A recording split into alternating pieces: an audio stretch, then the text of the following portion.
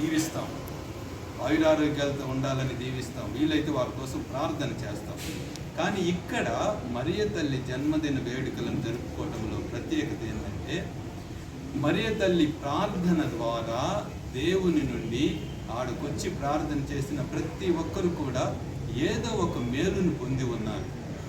8వ తేదీన జన్మదినం రోజున అందరూ కూడా అక్కడికి వచ్చి ప్రార్థనలో పాల్గొనేది వారు పొందినటువంటి మేలులకు కృతజ్ఞత తెలుపుకోవటానికి దేవునికి, తరువాత మరియ తల్లికి, తరువాత ఇంకా ఉన్నటువంటి అవసరాలను దేవునితో తెలిపి వాటి నుండి విముక్తిని పొందటానికి. కాబట్టి మన మీడియా మిత్రుల ద్వారా నేను ప్రతి ఒక్కరిని కూడా ఈ పండుగలో పాల్గొనమని ఆహ్వానిస్తూ ఉన్నాను.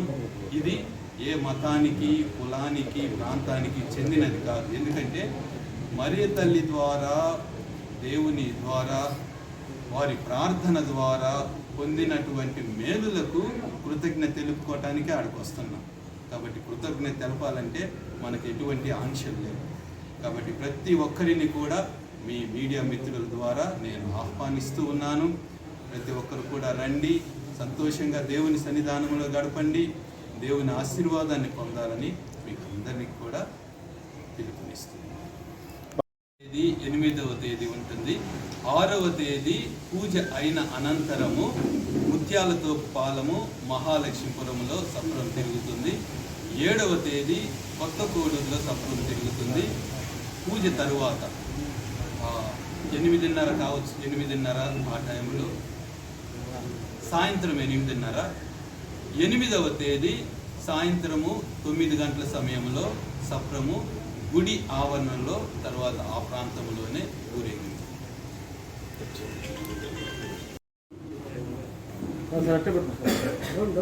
కానీ మీరు తీసుకొని వచ్చి నేను తీసుకోవాలి, మళ్ళీ రాలే.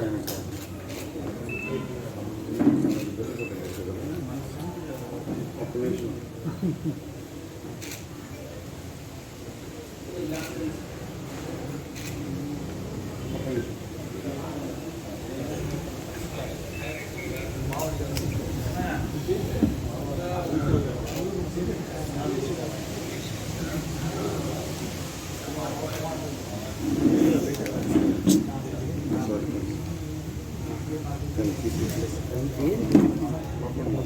మీరే వెనకాల ఉండమంటారు మీరు?